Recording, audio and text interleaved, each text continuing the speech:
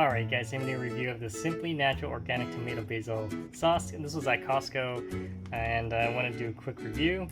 You buy it in a 3-pack, so I have no idea how good it tastes. So we're going to do a quick taste test for you right now. There's the ingredients.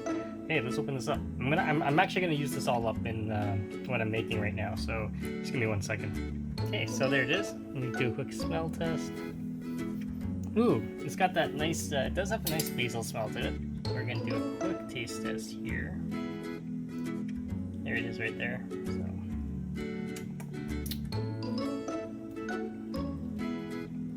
Okay, so it's not overly sour or anything like that.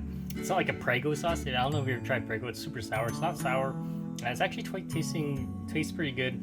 It's got the nice tomato taste, slight basil, but the aroma of the basil comes out pretty good. So definitely check it out. If you have any questions, comments, guys, post below, subscribe to the channel. And now I'm going to use it all. So stay tuned for more videos, guys.